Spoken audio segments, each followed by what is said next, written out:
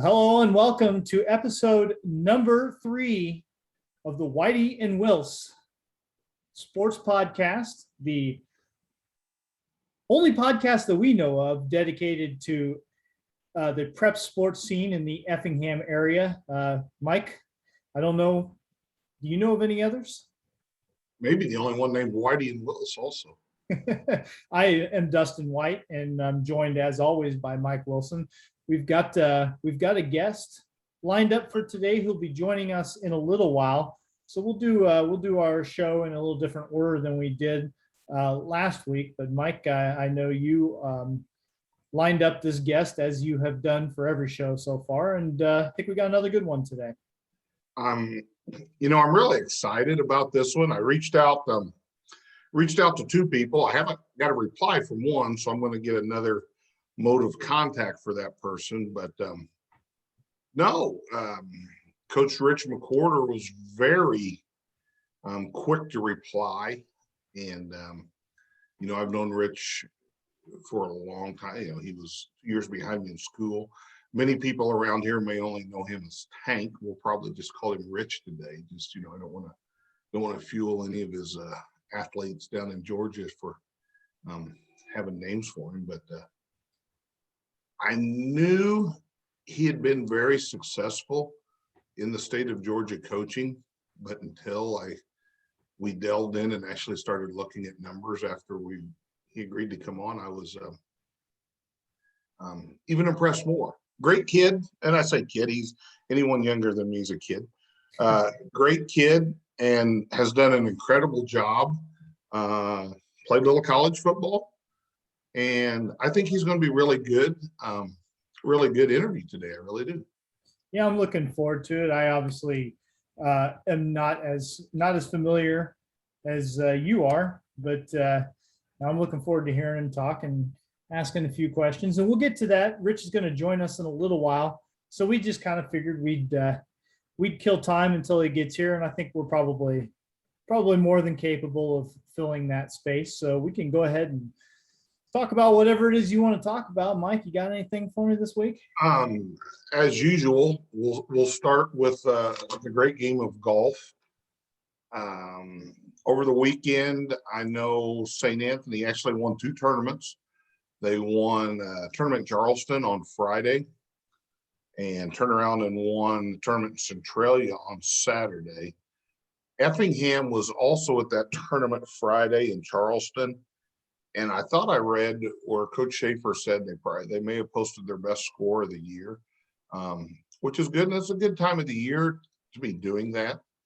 But St. Anthony just kind of keeps rolling. And one thing right now, Coach Sakari has pretty hard decisions to make, because when you go into postseason, or like when he's going to these tournaments, I mean, you're limited to 6 kids. Their depth, he's probably got 7, 8 kids right now. I know 7 for sure, probably 8 who can score, be one of your top 4 scorers. So he has to do a little juggling. I mean, you always, when coaches say, well, it's based on numbers. It is, but and I know Phil goes into much more detail than I do, because I think he bases it really on, if you play one course, you may shoot a great score, but you may play another course, not shoot as well, but the other course is harder. So obviously golf courses have a handicap system to kind of balance that out. So I think Phil goes into a little more detail with that. But that's good. They're peaking at the right time. Regionals are this week, Wednesday. St. Anthony Regional, they're hosting here at the Effingham Country Club. I'm not putting any pressure on them. I would consider them the favorite to get out of the regional. 3 teams advance, and then the top 10 individuals not on those teams. But I would say they've got a pretty good shot of winning that. Oblong's going to be right in the mix as well. They've got a really nice group, and Altamont's got a really good group of kids. A couple other schools, so I think there'll be competition, probably more competition for the 3rd spot. Catopoulos will be there. I've got a couple kids who have a chance to get out individually. We actually played Friday up at Meadowview in the Windsor Stu Straw's Hatchet Invitational, second place, first hardware we've had. So kind of a baby step. Was at the level of tournaments at Charleston or at Central? No, not at all. But we, it gave our kids confidence. We're getting there. We're getting better every time out. And, we're young. And one of my young men, Ethan Taylor, got a fourth place plaque. Had a very rough finish, kind of got bad yardage with his rangefinder. So we're going to work a little bit in practice tomorrow night about, trust yourself sometimes versus the rangefinder. Cost him a couple of strokes there at the end. Probably kept him out of getting third place or really competing for second the last few holes. But that was good. I saw fall baseball's winding down. I think the Mike, before we get into this, I hate to cut you off, but Rich is already waiting to get in here. Awesome. Bring him on. So I am going to bring him in. We can touch on the rest of that stuff later. Yeah, heck yes. That takes a back seat. So we're in the process of being joined by Rich McWhorter and Mike. Well, I'll go ahead and let you take care of the hellos and introductions since you guys go back a little bit. Well, we go back a long way, but Rich, can you hear us? Yeah, I can hear you. Can you hear me? All right. I know, you're down there, we bragged about getting guests from SEC country this week. So, we've managed that. And before we go any further, I got a message today because I put out on Facebook that you were our guest today in the podcast, and Sean Smith wanted me to pass that along and tell you hello. And I told him you would probably say Sean who, but that's okay. But but welcome, Coach McWhorter. How's life down in Southern Georgia? Now, are you down in Southern Georgia still? Well, for 30 years, I was down the southeast corner, right down there. If you look at the map, you'll see a little dip of the state. That's right where we were at. And 3 years ago, moved up here about 50 miles east of Atlanta. Okay. Well, a lot of people know that you've been coaching high school football in Georgia for several years, but I don't think a lot of people know the level of your success you've had while you've been down there. I mean, I know you sent us some stuff. Dustin and I have done a little bit of information, but you're now 20. All right, now I'm doing the math in my head here. 32 years as a head coach? I believe that's right. Holy cow. That's right. And people in Georgia know who you are now, don't they, Rich? Well, we've had a great run. I'll tell you what, we've had some really good players throughout the years, and I've had some really good coaches and good situation. And, coaching football down in Southeast Georgia, you're going to have some good players, but you're also going to face some really good players.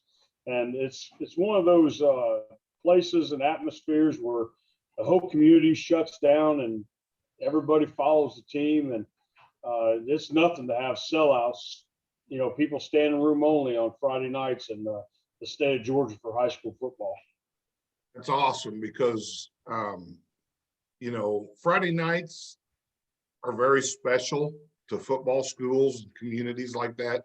2 years ago, Effingham had a heck of a run, got to the semifinals for the second time in school history. I always got to let people know that's the second time they got that far.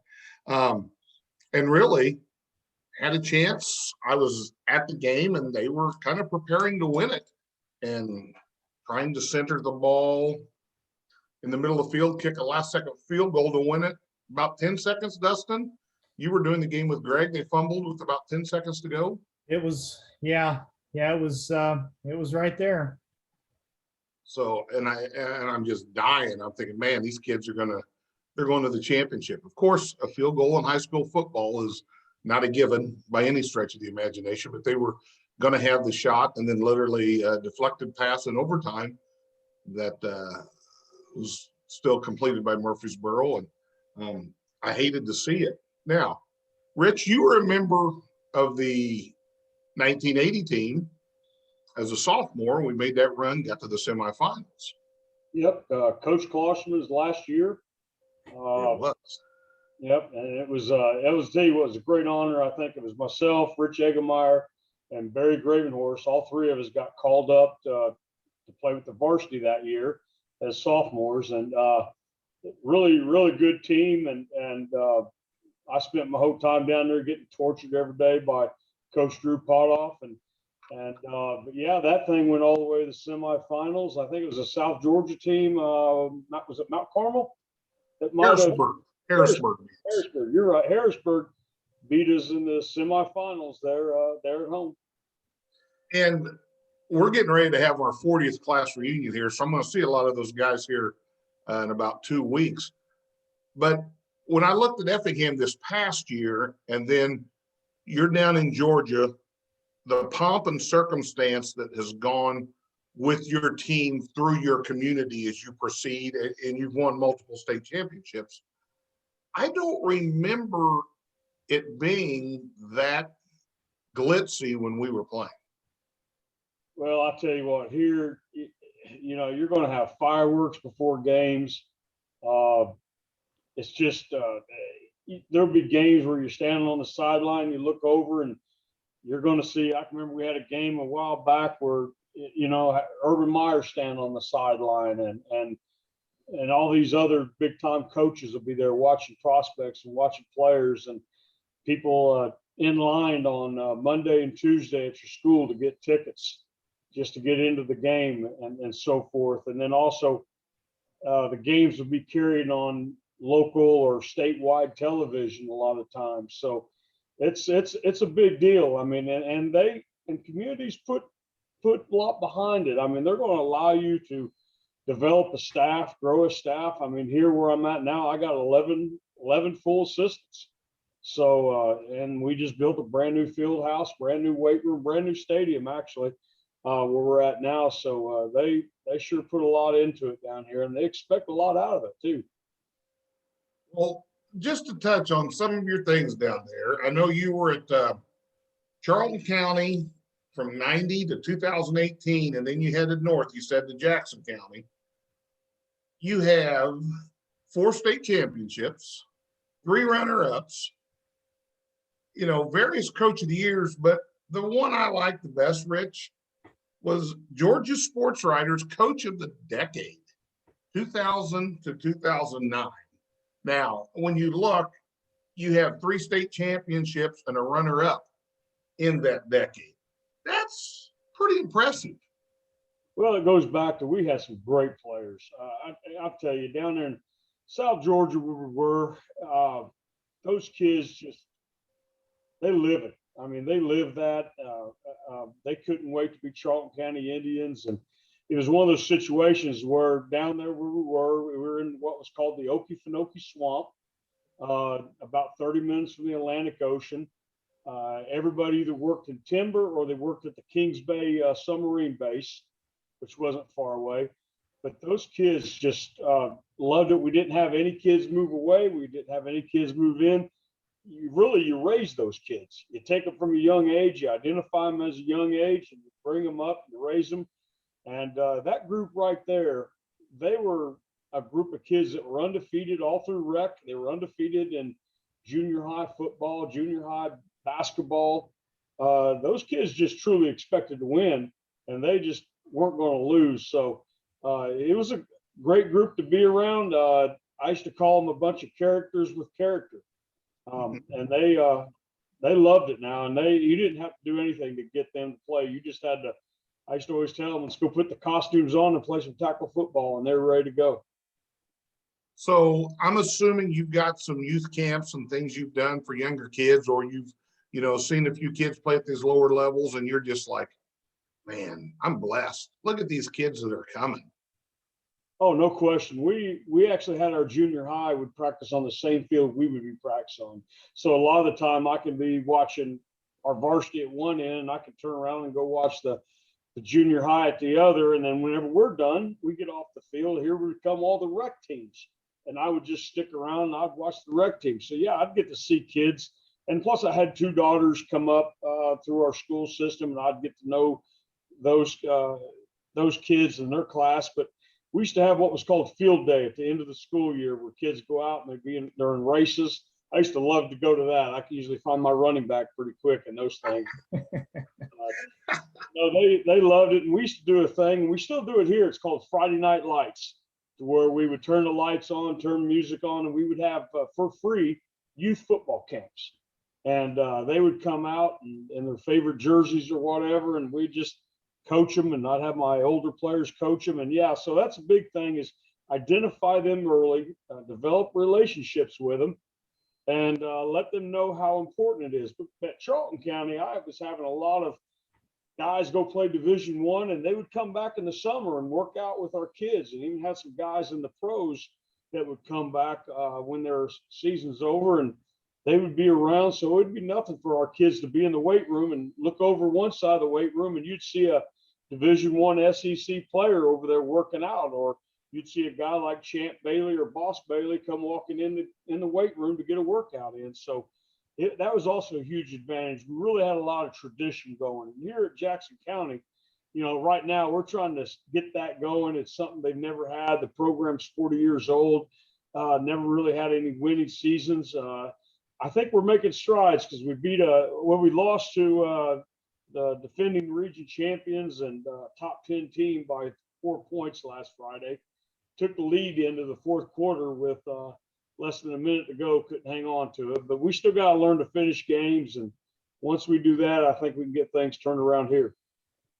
It's awesome, Rich. And like I said, Dustin and I, in our first week, we had my dad on as a guest, and he was talking about the process and how you go through the process and how you'll see years where average fan says, oh, they're down, they're right around 500. Well, it's a group where they've had great success and now they're trying to rebuild because maybe, some of those kids were 2 and 3 year starters, and now you've got kids with a lot of experience coming in.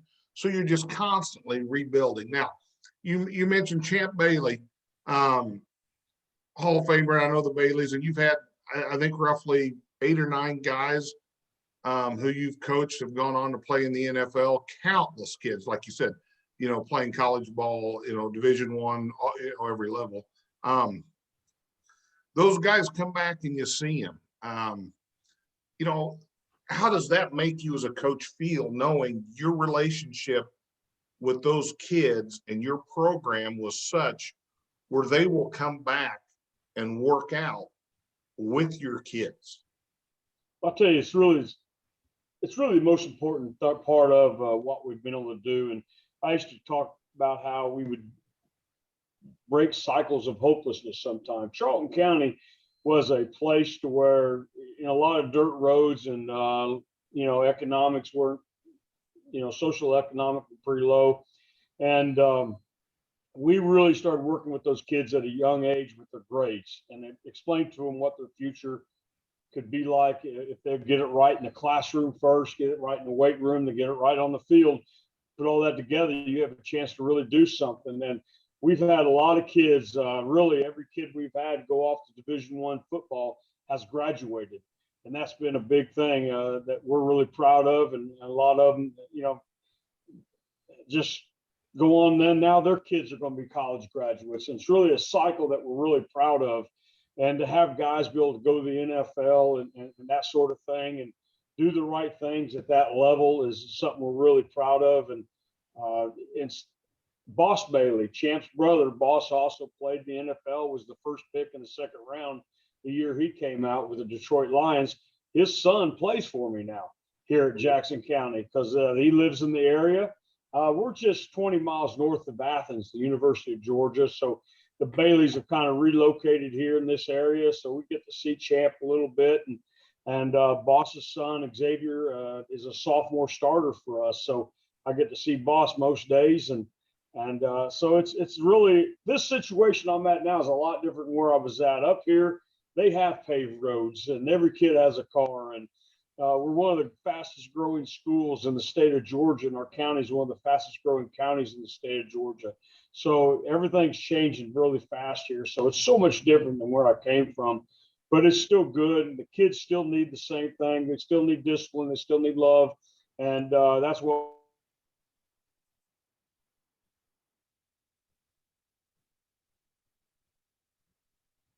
Might have cut out on us there. Mike, can you still hear me? Hear you. Rich looks locked up. We'll wait for him for a second there. And while we're waiting on hopefully that to unfreeze, the greatest thing I've heard so far is all this D1 kids graduated. Yeah, that's really good. I mean, that's what you like to hear, that the priorities, are in order there. I'll tell you what, why don't I pause my recording here for a second? We'll see if we can get Rich back on, and then we'll pick him back up. He may only be a moment. So now looks like he's already jumping back in. Okay. So we were able to kill that time well enough. So Rich, you back with us? It's not as muted. Let me see. Yeah, we'll get him going. This is About there. Yep, here we go. Okay, This is the beauty of recording over the internet and everybody being in a different location. Sometimes we'll have these technical difficulties, but we're all back together. So, Rich, let me ask you something. As a person who doesn't know you like Mike does, I'm curious about how did you come to be? How did you come to end up coaching out of state down in the South the way you did? How did that story originate? Well, I finished up playing at Eastern Illinois back in '87, and yeah, there you go, the Panthers.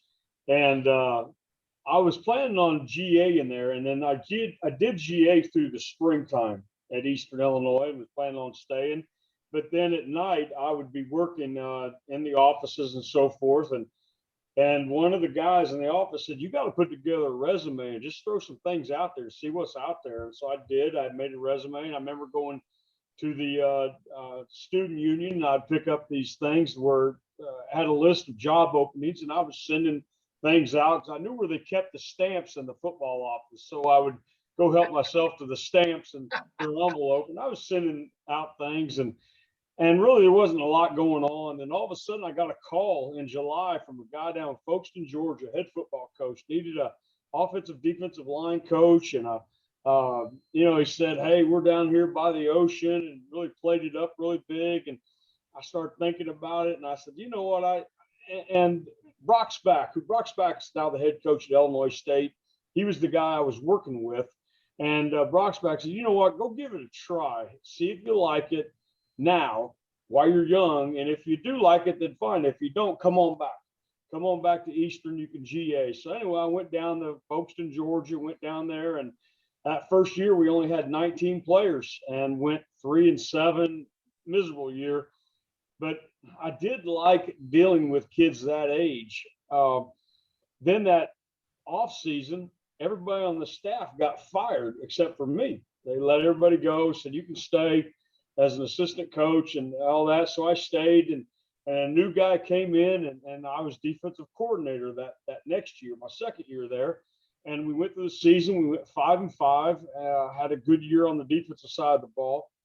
And then come Christmas time, he told me, he says, I'm not going to stay here. I'm moving. My family and I, we're moving back up North Georgia. And then after that, I told the administration, I said, well, if I'm going to be here, I'd like to apply for the job. And they said, well, just to let you know, this is one of the worst jobs in the state of Georgia. They've only won 25 games in the last 10 years here. And we'll put your name down, and whoever applies for it, we'll interview and we'll let you know. So 2 weeks later, principal called me in and says, not one person has applied for this job. If you want it, you can have it. So I said, I'll take it. So I took it, and really I started identified things that we needed to do. We needed weight room. We needed really some discipline, which really turned into we just need to develop relationships better with the players.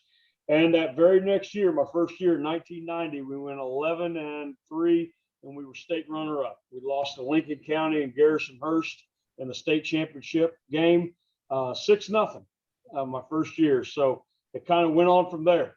And we went from having 19 kids on the roster to we were usually had anywhere from 60 to 70 kids on the roster throughout my time there. So it really took off from there. Kids saw what, a great strength program and a conditioning program and involving in other sports, getting kids out for track and so forth really did for us. And then we were able to get that thing rolling really well. And like I said, played for seven state titles. So this wasn't one of those deals where you go down to some football factory school in Georgia where they take it super seriously and inherited a program. This feels like, you built this thing from scratch then. Well, really, it was ready to be built. There was athletes there that just weren't out for football, and it just wasn't. They had nobody there to make it to where it was important to them, and so forth. So that's the first thing we did. We made it important. We made it. This is the thing you want to do and the place you want to be, and so we just got it going fast. And we had that first year, my first year as head coach. We had a great player, Henry McMillan, went on to play at the University of Florida and then also with the Seattle Seahawks. And he wasn't even out for football. We got him out for football, and that really helped things quite a bit. That's impressive. Now, Rich, I got a question for you. Of all the coaches you dealt with as a player, coaches, we steal things from everybody, but who probably was a big influence on you that, in the back of your head, you always thought, I think this is something I may want to do? Well, of course, Drew Pardoff was my high school coach. And then after I got done playing with him, when I played with him, I hated him. But then after I finished playing with him, now we vacation together.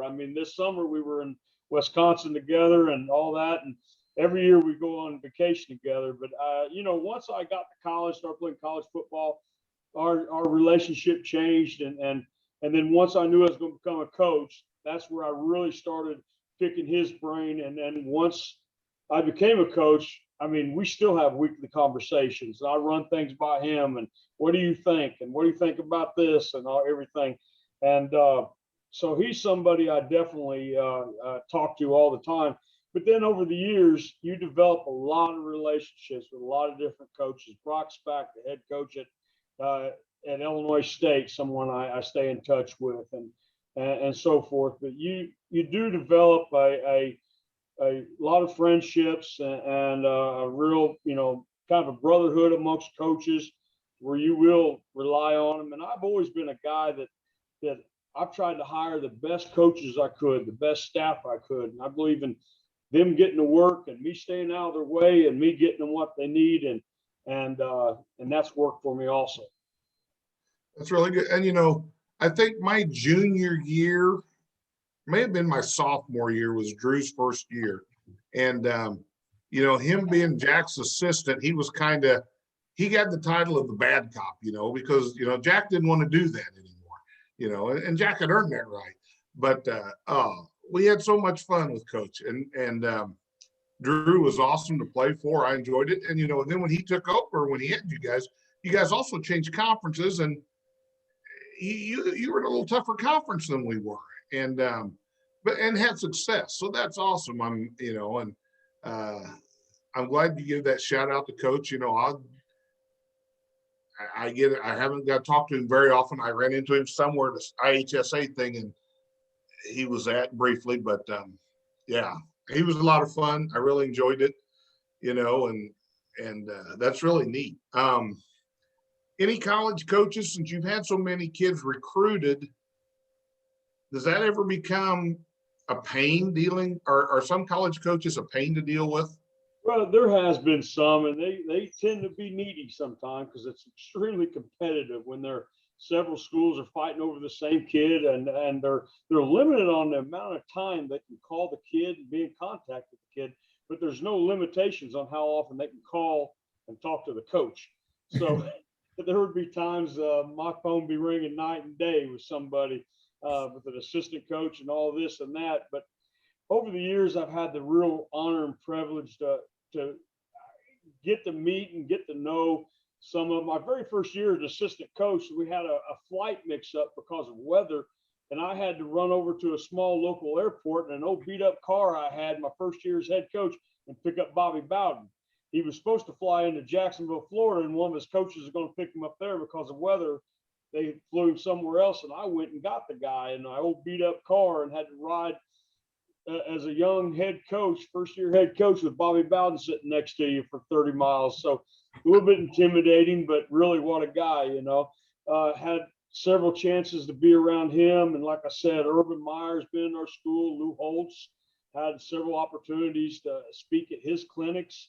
You know, and then when I had a couple kids playing at the University of Florida, I'd be down there watching practice because we were really close to it. And I had a chance to meet Bill Belichick twice, and one time I had a chance to sit down and talk with him. So, yeah, there's so many different head coaches. And there's a quick story. I was at a clinic in Louisville with Drew Potoff and his staff, and we had a player that Steve Spurrier was recruiting really hard.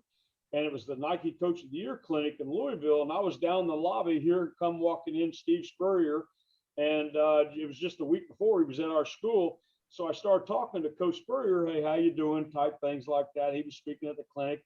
And I said, Coach, would you mind swinging by our hotel room and meet some my old coach and some friends of ours? He goes, oh, absolutely, I'd love to. So Coach put his bags up in his room. We're walking down the hall. I bang on the door.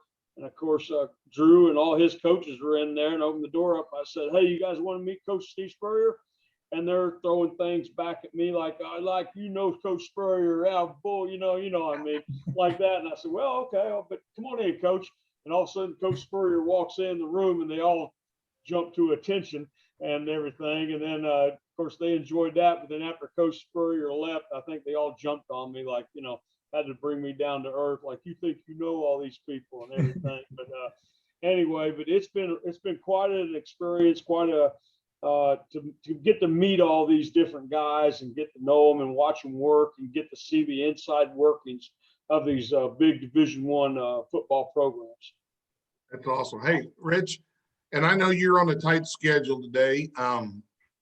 Dustin, you got any more questions? I got one more thing for Rich. Why don't you go for it, Mike? Go for it. Okay. Ran into one of your old teammates this summer. Yeah, Barry Gravenhorse's mom passed away, and Rich Eggemeyer was there. And Rich and I were very, very, used to be really, really good friends. So we were talking a little bit. And just so you know, he's still pretty soft around the edges. That's good. I'll tell you what, I love that guy. His mom and dad, when I was growing up, his mom and dad really stepped in and did a lot of things with me when I was really young. And I do appreciate them. And Rich and Ryan were great friends of mine. And I know Rich, he's nowhere on social media. I'd love to be able to touch base with him again, but I love that guy. And I used to always harass him being the quarterback, all clean and nice and everything, and me being the old dirty offensive lineman. I'd always reach down and grab a handful of mud and slap him on the back with it just so he'd have to wash his uniform and so forth. I told him, I said, Rich is a sophomore, Barry, Tank, I think Dan Custer, maybe Kevin Willis. I said, those guys all were contributors who dressed. I said, Jack just had you there in case he needed someone to back me up running plays back and forth between him and Rick. I said, that's the only reason you were dressing. Yeah. So, Probably right. Well, Great memories. Oh my goodness. I will tell you this. Thank you very much, especially for getting back to me. I told Dustin, I said, I think we're going to get Rich on the show. Let me reach out to him. And, we got this all worked out. I know you got a busy day at school. We were able to squeeze it in. And I want to tell you something. Your success has been incredible. Do you have any video of Drew Potoff jumping to attention when he met Coach Spurrier? Because I'd like to see that. Well, that was really before we all had these nice cell phones like that.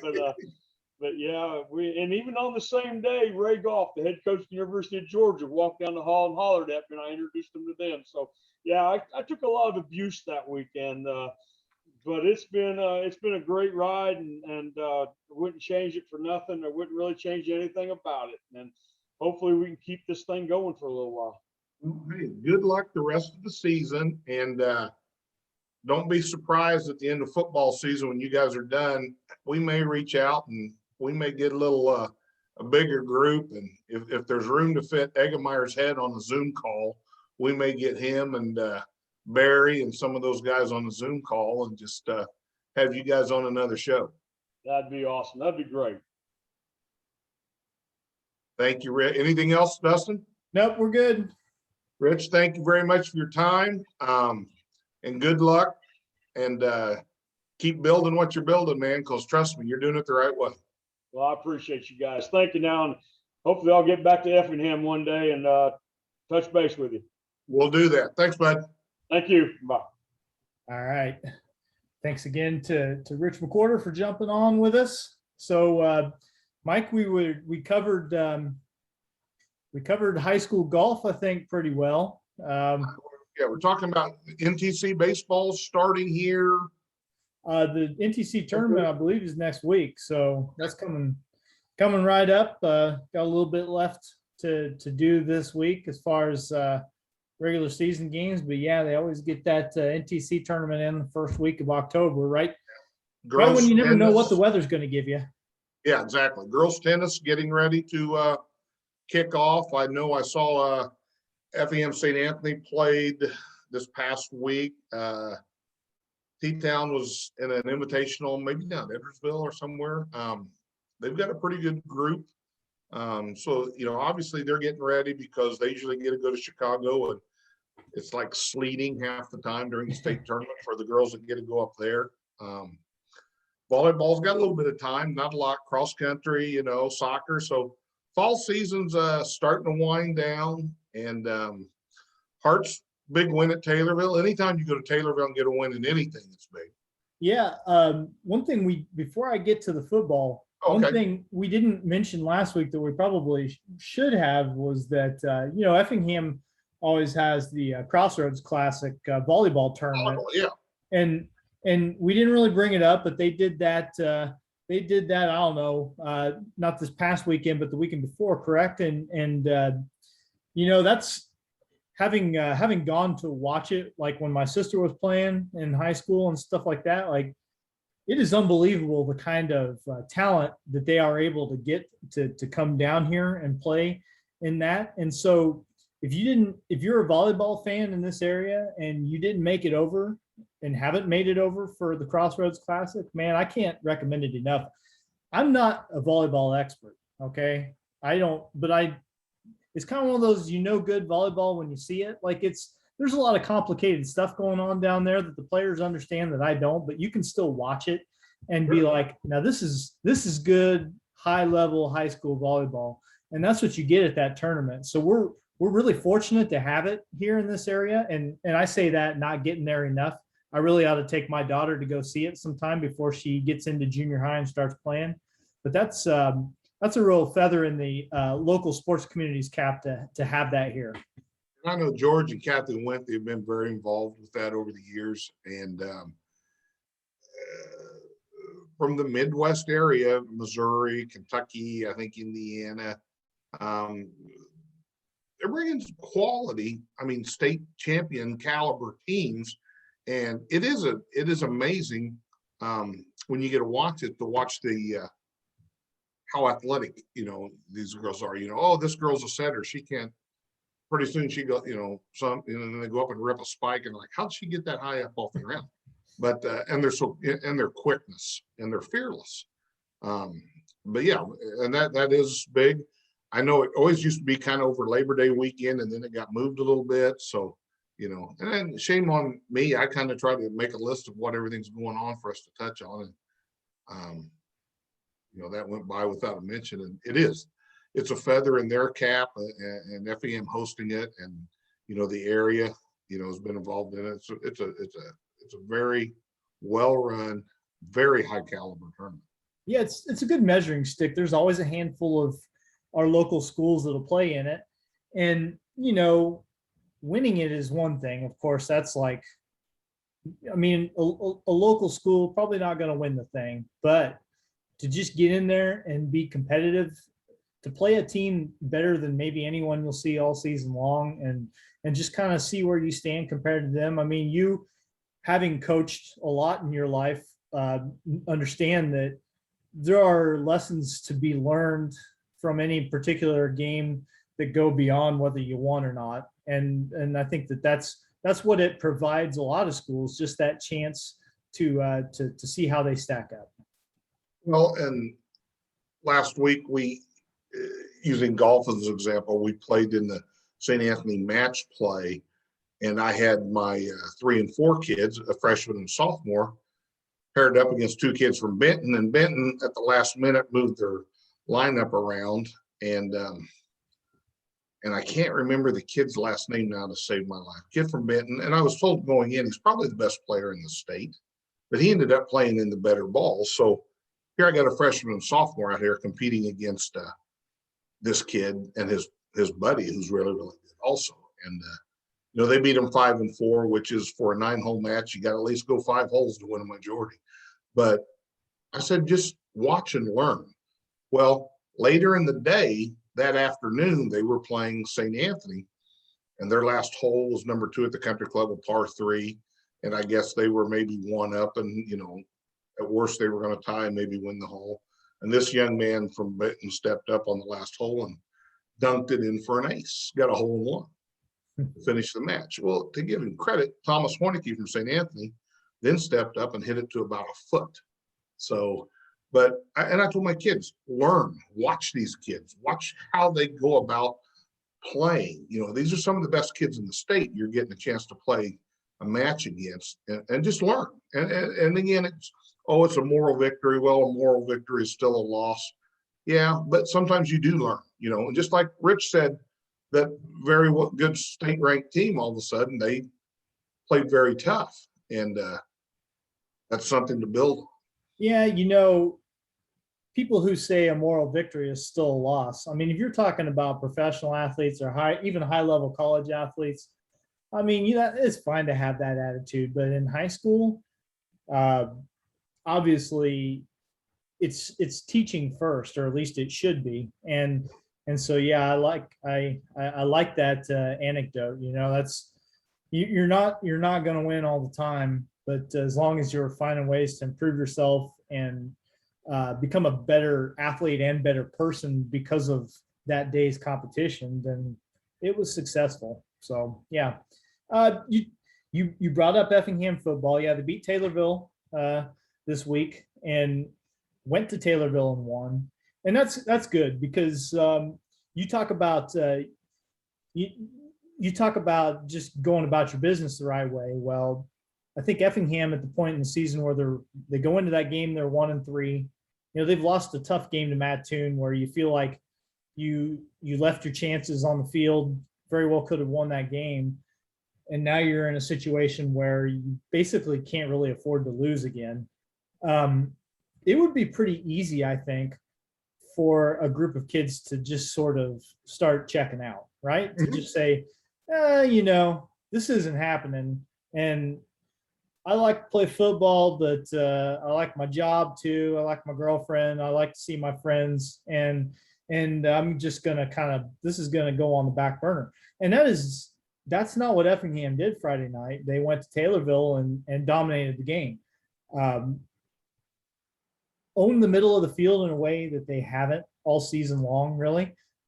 You could see it from the word go that Effingham's interior line play on offense and defense was as good as it's been all season long. And lo and behold, they ran the ball over 200 yards, limited the other team's rushing to outside of one play, basically nothing. Just played a really good, complete game. Coach Hefner afterwards as any coach will do, the first thing he talked about was the things they still need to clean up, and that's fine. But I think at this point in the season, you needed that win, and you need to be feeling good about yourselves going into another tough road trip to Mount Zion this week. And, that's really good. And, one thing, I was out of town this weekend in Nashville, so I could have listened, but we were listening to my Pandora all the way down there. So, but when I got down there, I started checking the scores, and I wasn't surprised that Effingham won, because I knew that was going to kind of be a toss-up type game. Mhm. But I think it was 27-7. Was that the score? I mean, I was kind of surprised, holding Taylorville to 7 at home. And, that's a nice win, nice feather. But then I saw the Mount Zion Lincoln score.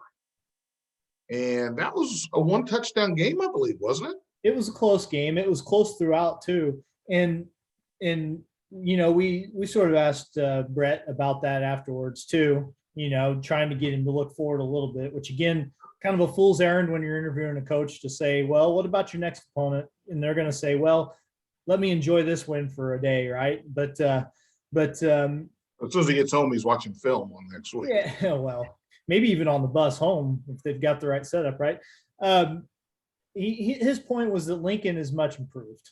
That you can't use Lincoln as some sort of you can't use Lincoln as a barometer the same way you might in the past.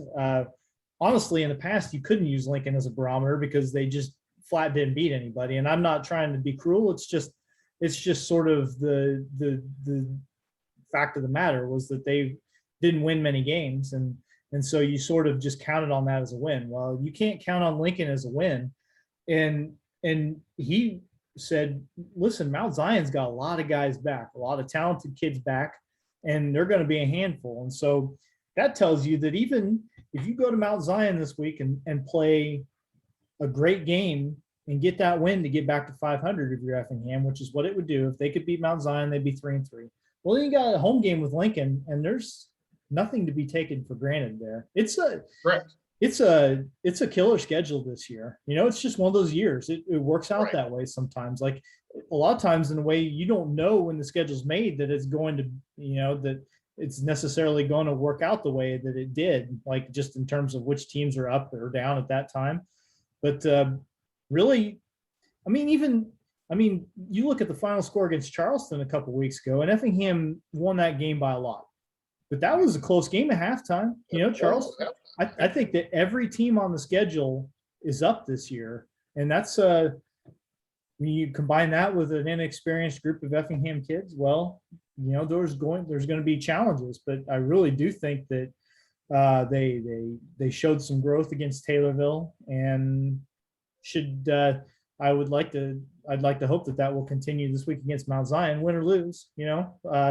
Just go out there and be competitive, take care of the football, execute, and give yourself a chance to win.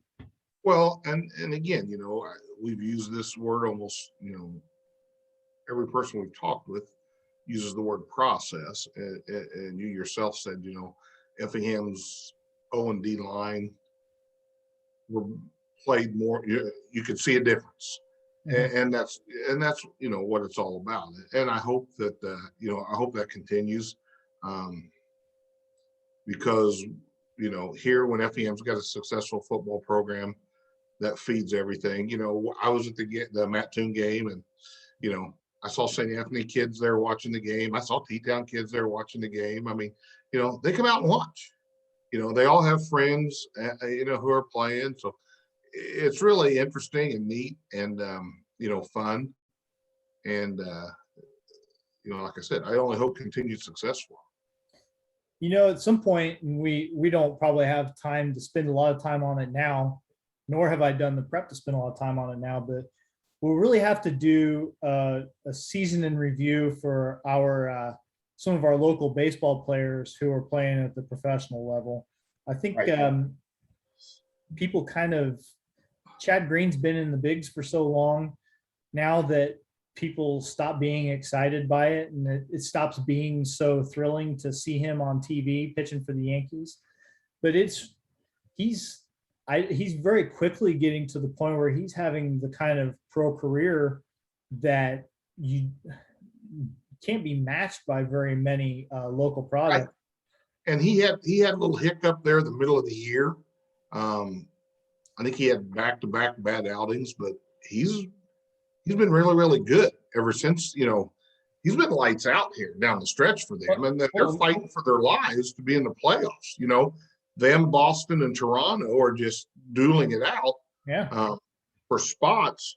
And, that's awesome. I know, Danny got released by the Cubs. I don't know that he's signed anywhere yet. I would assume he's going to, work hard in the off season to try to do something again next year. He's also had, dealt with some injuries, and I know how hard he's had to work to get back from those. That's Danny Winkler. Just in case anyone doesn't know who we're talking about. Right. Although none of the, when you hear him talked about, like, on the national scene, it's always Dan Winkler. I don't know if that's just what he prefers to go by, but in my mind, it's always been Danny Winkler, right? Well, no, that's how I yelled at him in basketball practice. It may have been it may have been damn it, Danny. It may have been his name, but no, great kid.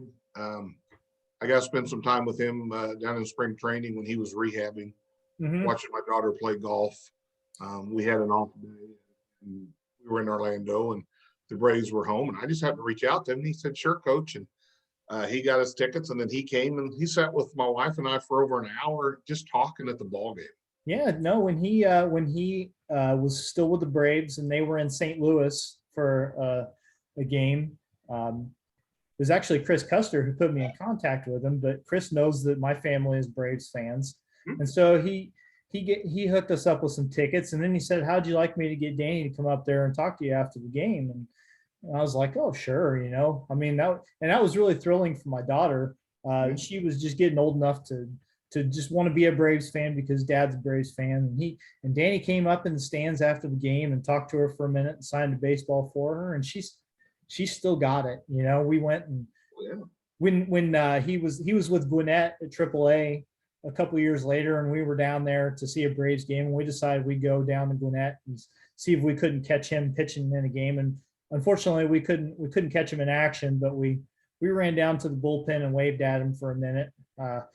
I'm not sure he exactly, realized who we were, but it was still, my daughter was still really excited to go see him. Danny's story is really, it's a great story in its own way, because like Chad has just been super successful in the role that he's carved out for himself with the Yankees. But for Danny, like, just the fact that he has come back from everything injury wise that he has, I mean, there's plenty of guys who would have just said, "You know what, I'm just gonna go do something else because this isn't in the cards for me." But Danny's had himself a pretty nice career for what he's had to deal with, and really for the fact that he wasn't, he didn't.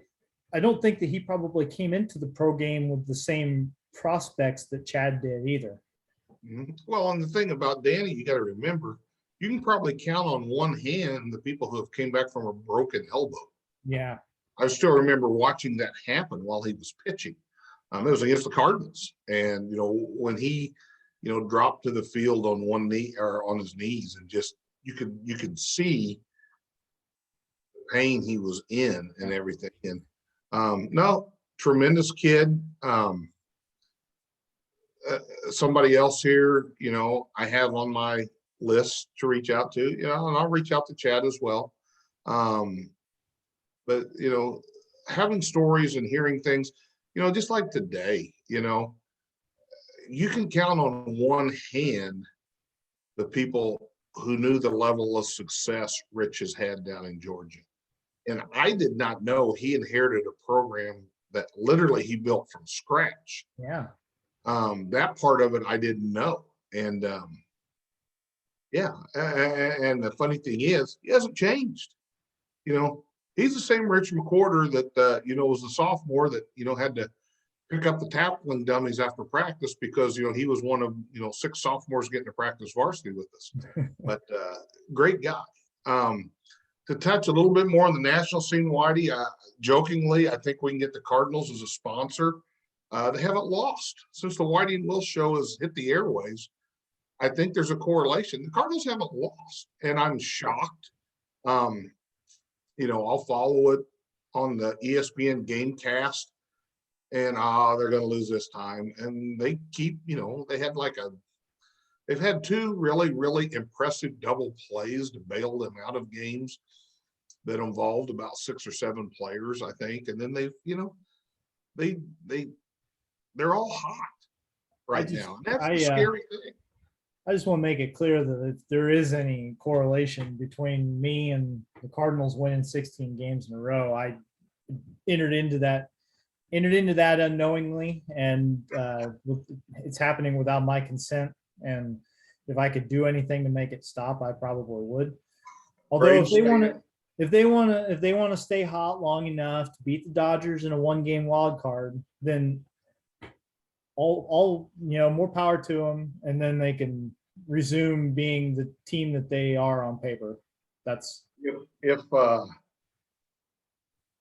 Dodgers and Giants can keep fighting it out for that spot, and again, best case scenario, they end up tied and have to play 1 game to see who goes to the wild. I mean, that's karma right there, because you can spend a pitcher or two, and we may not face one of 7, one of their 3 Cy Young starters. We may, you may get stuck with Clayton Kershaw, who you face in a playoff game, instead of Scherzer and Buehler. It's like, holy cow.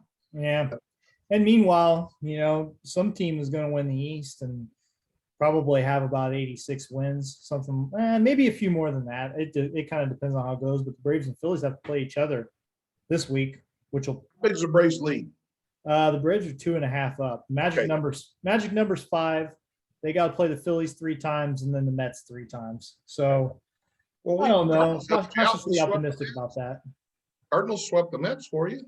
Well, yeah, the Mets quit. I think the Mets pretty much quit. I think the Mets they pretty well cashed their chips in a while back. They were only just mathematically eliminated maybe yesterday, but I think that as far as having their daubers down and deciding that this season was over, that probably happened 2 or 3 weeks ago. But the Cardinals have swept the Mets, they swept the Padres, they swept the Brewers. Yeah, they all when they're playing for games that mean something. Yeah, that's the thing that amazes me about the streak for the Cardinals. They're not playing teams that are out of the playoff race. They're playing teams with and then they had wins against the Reds in there. Now granted the Cubs, and there's nothing more the Cubs would rather do than knock the Cardinals off of the streak or start them in a tailspin, but it's been that part's been really the part that surprises me of who they beat. But we'll see. Who knows? We've probably been on here too long today. Yeah, I was afraid that you're going to try and make me talk about the Bears, and no. I'm not really interested in that. I could go on for an hour about the problems of the Bears, but I've kind of just decided that it's not a team I'm not sure that it's a team that's run in a way that is worth me having any sort of being affected personally by. Yeah, I don't want to have to pay for therapy, so we won't talk. I won't have you talk about the Bears. No, Ryder Cup was awesome. We'll spin it there. Ryder Cup was awesome. I guess the Justin Thomas and Daniel Berger did the Milwaukee Bucks, are famous during their games. They'll find someone drinking a beer in the stadium in the cam, and then someone's got to chug the beer. Aaron Rodgers. Some people have it and they get booed. But these guys weren't playing in the afternoon on Saturday, and to get the crowd really fired up, I guess I saw a brief video of it. They went out on the first tee and both pounded 2 beers, and then Thomas actually spiked it like a football, and the place was up for grabs. Some people are poo-pooing that. That was awesome. I mean, they're not playing. I did watch their interview last night after it was all said and done. And they had been enjoying the celebratory champagne and such before they got in the interview. We'll just put it that way. All right. Well, I don't know what else you got. Anything? We probably sucked up enough oxygen for another week. And we broke the over. We made it to 3. So, 2.5 was the over under. Yeah, we're still working on trying to get a few more people to pay attention to it. I'll tell I know you, we're getting there. We're getting uh, there. we last week our conversation with Doug Mimoser, I thought that was fantastic. I thought the talking to your dad the week before was great. This was another solid one. Like, I just feel like this is going to be, at some point people are going to go back and check the archives and be like, oh, yeah, I missed this one the first time around. So, we're still working on exposure, but if you happen to be seeing this, like, don't just watch it, share it, man. Go on your Facebook and post it. I got no shame. I'm not going to beg you, but I'm going to do everything. But if I'm going to sit here and do this, then we might as well get some people to watch it, right? We are a diamond in the rough, Whitey. And like you said, people are going to say, all right, Wilson's been crap begging me to watch this thing. And then they're going like, oh, I like that. Yeah. That was good. And I'm working on my daughter because, she's at IU. I can probably get 1,000 of, she just make people she knows watch it. And, you never know. But I think people will, you go back and watch them. I think you really like them. Early this morning on my walk, I'm thinking, okay, now who's next Monday? Who's this? Who's that? Talking to Rich today.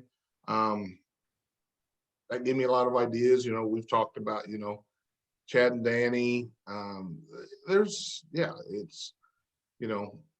a lot of people. And I want to just, like I said, I want to keep building on it because there's so many people in this area that are great to hear stories about, but people who have left that still have this in them, this area in them. They were part of this area. And, like I said, Rich's success, second to none. That's incredible.